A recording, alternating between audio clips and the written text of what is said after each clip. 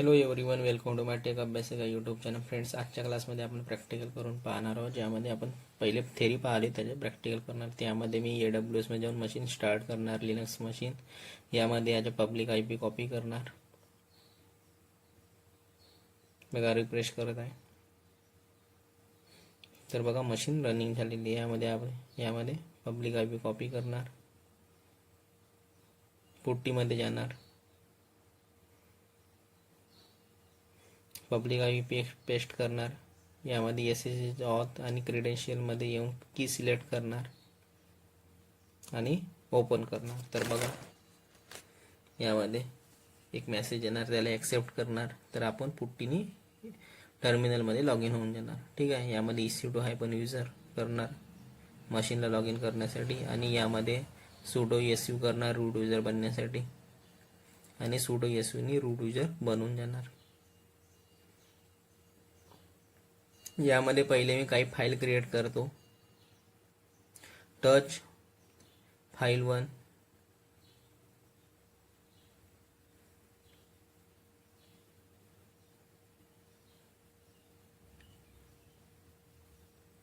File 2, file 3, file 4. तर बघा, यामध्ये 4 फाईल क्रिएट करत आहे. LS करणार. तर बघा, यामध्ये फाईल क्रिएट झालेले आहेत. फाईल 1, फाईल 2, फाईल 3 आणि फाईल 4 क्रिएट झालेले आहेत. आता यामध्ये काही डायरेक्टरी क्रिएट करतो. तर डायरेक्टरी क्रिएट करण्यासाठी कमांड आहे mkdir. Directory A, directory B आणि डायरेक्टरी C. या पद्धतीने मी 3 डायरेक्टरी क्रिएट करत आहे एकसाथ, म्हणजे मल्टिपल डायरेक्टरी क्रिएट करता है एकसाथ. LS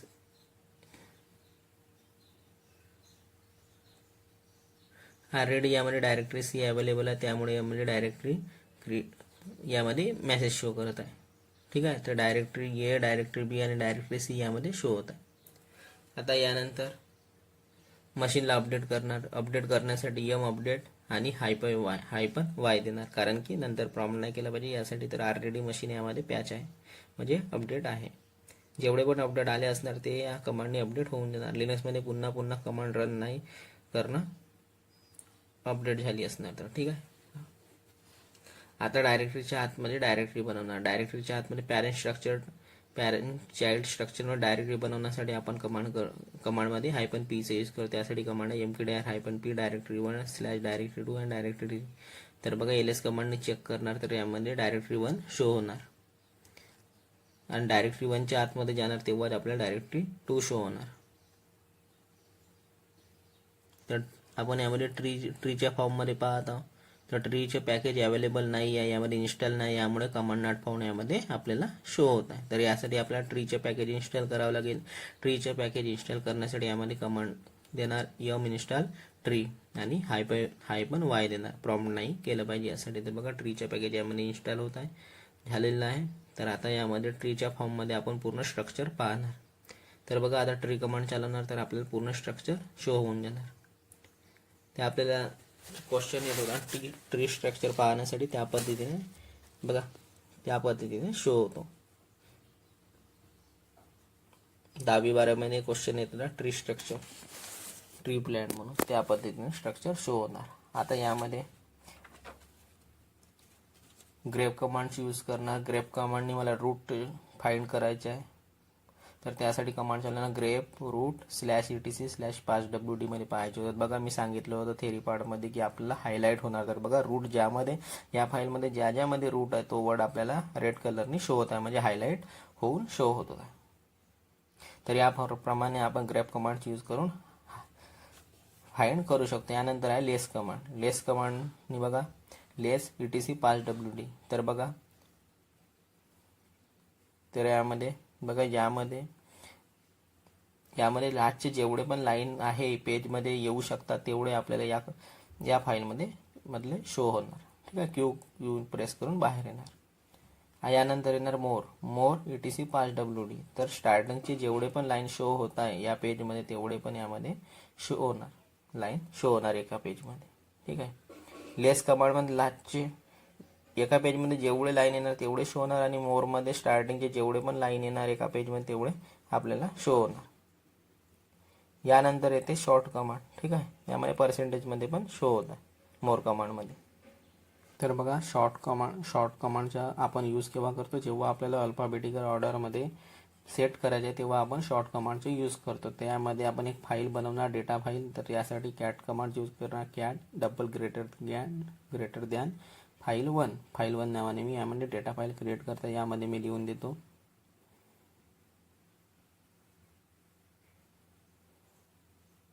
hello, good morning.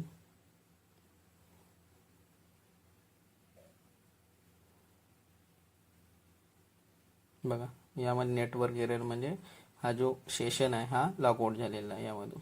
तर यासाठी डुप्लिकेट सेशन क्रिएट करणार. तर लॉग इनमध्ये EC2 हायफन युजर करणार. तर आपण लॉग इन झालेलो आहोत टर्मिनलमध्ये. आता बघा, sudo su करणार रूट युजर बनण्यासाठी. तर आता यामध्ये आपण शॉर्ट कमांडचं यूज करणार. तर यासाठी यामध्ये फाईल बनवणार कॅटचे यूज करून, डेटा फाईल. कॅटने आपण डेटा फाईल क्रिएट करतो. तर फाईल क्रिएट करण्यासाठी ग्रेटर दॅन देणार आणि फाईल 1 फाईलचे नाव लिहिणार. यामध्ये आपण काही डेटा फिलअप करणार. तर याचप्रमाणे पुट्टीमध्ये जो टर्मिनल होतो तो काही वेळानंतर लॉग आउट होतो. तर त्यामुळे आपल्याला डुप्लिकेट सेशन क्रिएट करावं लागतं आणि त्यानंतर आपण कमांड चालवणार. तर यामध्ये या फाईलमध्ये लिहून देतो हॅलो फ्रेंड्स डेऑप्स AWS याप्रमाणे लिहून देतो आणि Ctrl+D बाहेर येणार, म्हणजे सेव्ह करून बाहेर येणार. आता यानंतर याला आपल्याला अल्फाबेटिकल ऑर्डरमध्ये करायचे. तर त्यासाठी लिहिणार शॉर्ट फाईल 1 आणि फाईलचे नाव देणार. तर बघा, यामध्ये अल्फाबेटिकल ऑर्डरमध्ये शो होत आहे. बघा, D पहिले येतो, त्यानंतर F येतो, यानंतर H येतो. तर यामध्ये अल्फाबेटिकल ऑर्डरमध्ये आपल्याला करायचे असेल तर आपल्याला शॉर्ट कमांडचा यूज करावा लागणार. तर शॉर्ट कमांडने अल्फाबेटिकल ऑर्डरमध्ये शो होणार. बघा, होस्ट नेम. तर आपल्याला मशीनचे होस्ट नेम पाहायचे असेल तर आपल्याला होस्ट नेम कमांड चालवावं लागेल. तर बघा, मशीनचे IP आपल्याला शो होत आहे आणि नाव शो होत आहे इंटरनल.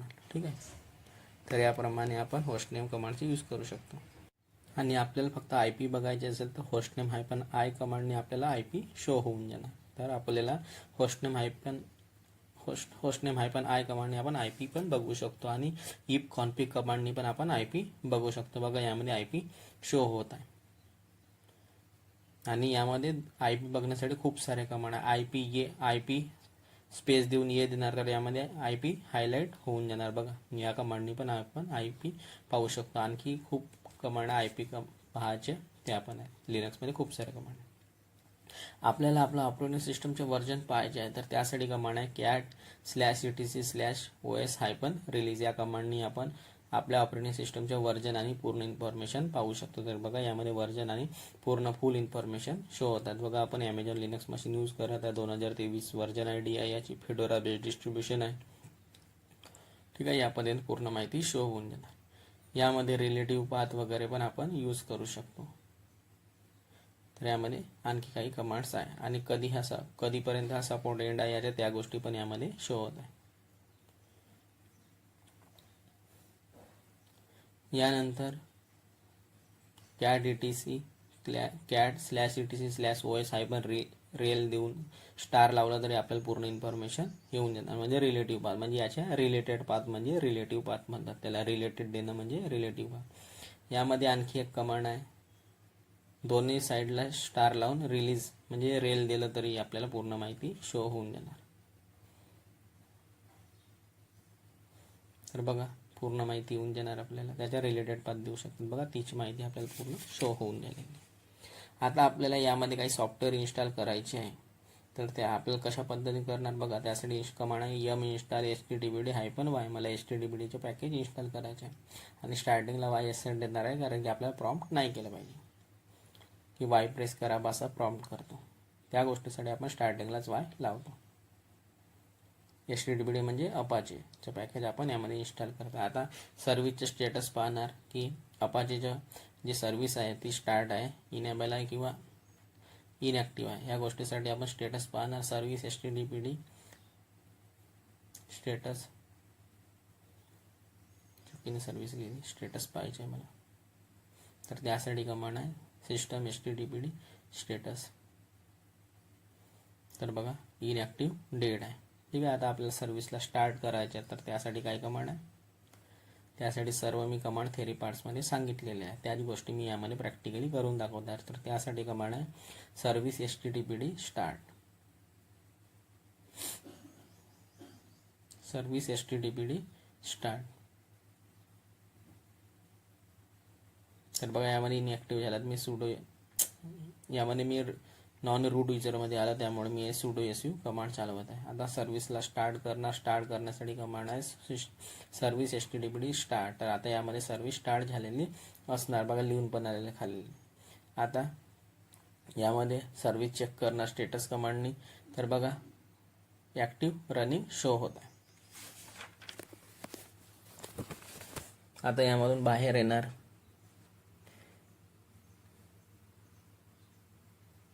तर Ctrl+D प्रेस करणार, किंवा यामध्ये 2-3 कमांड आहे. C कमांड पण आहे. तर बघा यामध्ये ॲक्टिव्ह रनिंग शो होत आहे. ठीक आहे. सेशन इनएक्टिव्ह झाला. आणखी पुन्हा क्लिक करणार आयकॉनवर आणि डुप्लिकेट सेशन स्टार्ट करणार. आणि यामध्ये पुन्हा मी लॉग इन करणार. लिनक्स मशीनमध्ये रेड हॅटची मशीन आहे, ॲमेझॉनची लिनक्स मशीन आहे, तर EC2 हायफन युजर देणार. उबंटूची मशीन यूज करणार तर उबंटू लिहावं लागणार. यामध्ये सुडो SU करणार. तर बघा यामध्ये आपल्याला HTTPD पॅकेजला अपडेट करायचे आहे. तर बघा स्टेटस पुन्हा दाखवलं. तर यामध्ये ॲक्टिव्ह रनिंग आहे. स्टेटस पाहण्यासाठी कमांड आहे सर्व्हिस HTTPD स्टेटस. म्हणजे पॅकेजचं नाव लिहायचे मधात आणि स्टेटस कमांड चालवून द्यायची. आणि यामधून बाहेर येणार. आता यामध्ये आपल्याला HTTPD पॅकेटला अपडेट करायचे, तर त्यासाठी कमांड आहे update HTTPD-y.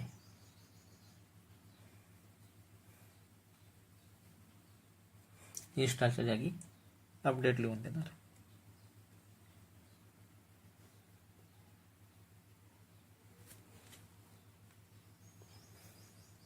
बघा यामध्ये ऑलरेडी अपडेटेड आहे. आता आपल्याला या पॅकेजला रिमूव्ह करायचे, त्यासाठी कमांड आहे remove HTTPD-y. इन्स्टॉलच्या जागी रिमूव्ह लिहून देणार. तर हा पॅकेज यामधून रिमूव्ह होऊन जाणार.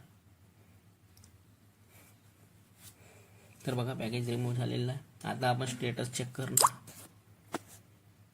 तर बघा स्टेटस चेक करण्यासाठी कमांड आहे सर्व्हिस HTTPD स्टेटस. ठीक आहे. अप अँड डाऊन ॲरोने हे कमांड आपण आणू शकतो यामध्ये. आणि एंटर करणार. तर बघा सर्व्हिस इनॲक्टिव्ह आहे. सर्व्हिस कुड नॉट बी फाउंड, म्हणजे सर्व्हिस आता रनिंग नाही आहे, कारण की पॅकेजलाच रिमूव्ह करून दिलेलं आहे. आता पुन्हा HTTPD पॅकेजला इन्स्टॉल करणार. त्यासाठी कमांड आहे install HTTPD-y. Up and down ॲरोने आपण या कमांडला आणू शकतो. तर बघा यामध्ये HTTPD पॅकेज इन्स्टॉल झालेला आहे. आता सर्व्हिसला स्टार्ट करणार, कारण की पॅकेजला रिमूव्ह केल्यामुळे आपल्याला आता पुन्हा सर्व्हिसला स्टार्ट करावे लागणार. तर सर्व्हिस HTTPD स्टार्ट कमांड चालवणार. आता पुन्हा एकदा स्टेटस चेक करणार.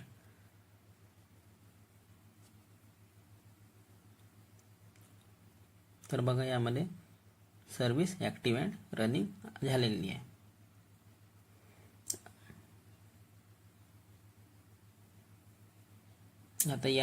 आता सर्व्हिसला पुन्हा स्टॉप करणार.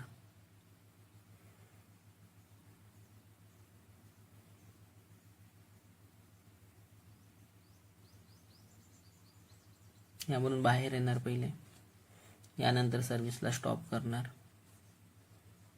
बघा इनॲक्टिव्ह सेशन झालेलं आहे यामध्ये, म्हणून हा प्रॉब्लेम येत आहे. तर बघा पुन्हा डुप्लिकेट सेशन करणार. यामध्ये टाइम वाढवलं तर हा डुप्लिकेट सेशन काही वेळ, म्हणजे हा जो इनॲक्टिव्ह सेशन होतो हा याला काही वेळ आपण याला वाढवू शकतो. त्यानंतर आपण कमांड चालवून देणार. तर यामध्ये बघा EC2 हायफन युजर आणि सुडो SU ने रूट युजर बनणार आणि पुन्हा यामध्ये कमांड चालवणार.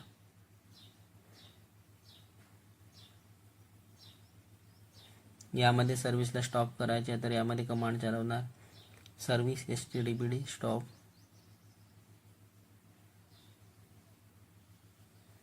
तर बघा यामध्ये सर्व्हिस स्टॉप झालेली आहे. आता आपल्याला सर्व्हिसला ॲटोमॅटिक स्टार्ट झाली पाहिजे, म्हणजे सर्व्हिस स्टॉप केला किंवा आपण शटडाऊन केलं मशीन किंवा, तर बघा यामध्ये स्टेटस चेक केला तर इनॲक्टिव्ह डेड शो होत आहे. ठीक आहे. इनॲक्टिव्ह डेड स्टॉप केली सर्व्हिसला. तर आता आपल्याला ॲटोमॅटिक सर्व्हिस स्टार्ट झाली पाहिजे असं पाहिजे, किंवा मशीन रिस्टार्ट केली तरी सर्व्हिस ॲटोमॅटिक स्टार्ट झाली पाहिजे. त्यासाठी बघा sudo su केलं, म्हणजे डुप्लिकेट सेशनमध्ये लॉग इन केलं, नॉन रूट युजरमध्ये आलो, त्यामुळे sudo su केलं. तर आता यासाठी कमांड आहे सर्व्हिस ॲटोमॅटिक स्टार्ट होण्यासाठी chk config httpd ऑन. ह्या कमांड मी आपल्याला व्हाईट बोर्डमध्ये सांगितलेल्या आहे थेरी पार्ट्समध्ये. ऑन करणार तर जेव्हा पण मशीन आपण रिस्टार्ट करणार, काहीही करणार, तर आपली ॲटोमॅटिक सर्व्हिस स्टार्ट होऊन जाणार. तर बघा यामध्ये सर्व्हिस स्टार्ट झालेली आहे. आता स्टेटस चेक करणार तर पहा इनॅक्टिव्ह डेट शो होत आहे, कारण की आपल्याला सर्व्हिसला स्टार्ट पण करावी लागणार. पहिल्यांदा म्हणजे एकदा सर्व्हिसला स्टार्ट करावी लागणार, त्यानंतर ॲटोमॅटिक सर्व्हिस स्टार्ट राहणार. तर बघा यामध्ये बाहेर आलेला परंतु नॉन रूट युजर होऊन झालेला आहे, तर आता रूट युजर बनणार sudo su. तर बघा जेव्हा chk config httpd on command चालू तर पहिल्यांदा सर्व्हिसला स्टार्ट करावी लागणार आपल्याला स्वतःला मॅन्युअली. तर बघा यामध्ये सर्व्हिस स्टार्ट केलेली आहे. आता पुन्हा एकदा स्टेटस चेक करणार, तर आपल्याला पहिल्यांदा एक वेळा सर्व्हिसला स्टार्ट करावी लागणार, त्यानंतर जेव्हा पण मशीन रिस्टार्ट होईल तेव्हा ॲटोमॅटिक सर्व्हिस स्टार्ट होऊन जाईल. तर बघा यामध्ये ॲक्टिव्ह रनिंग शो होत आहे, म्हणजे सर्व्हिस यामध्ये स्टार्ट झालेली आहे. आता सर्व्हिसला बंद करणार. बंद करण्यासाठी आपल्याला कमांड माहिती आहे, ऑनच्या जागी आपण ऑफ लिहिणार. पण जेव्हा पण सर्व्हिस आपण ॲटोमॅटिक स्टार्ट करतो, chk config httpd on command चालवतो, तर तेव्हा आपल्याला पहिल्यांदा आपल्या सर्व्हिसला स्टार्ट करावे लागणार, त्यानंतर ॲटोमॅटिक सर्व्हिस स्टार्ट होत जाणार. तर बघा सर्व्हिसला बंद करत आहे, तर सर्व्हिसला बंद करण्यासाठी ऑफ कमांडचा यूज करणार. आता यामध्ये स्टेटस चेक करणार. स्टेटस चेक करण्यासाठी chk config httpd स्टेटस कमांडचा यूज करणार. तर बघा इनॅक्टिव्ह शो होत आहे, ॲक्टिव्ह रनिंग शो होत आहे, कारण की कॅशेमध्ये अवेलेबल आहे. तरी थोड्या वेळामध्ये इनॅक्टिव्ह होऊन जाणार.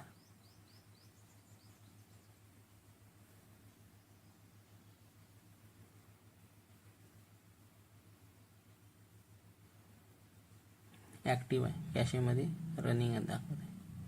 तर आपण जसंही आता थोड्या वेळ होणार तर ही कमांड बघा डुप्लिकेट सेशन स्टार्ट करणार.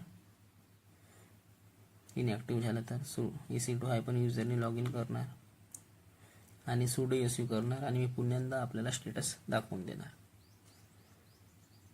पुन्हा स्टेटस पाहणार यामध्ये.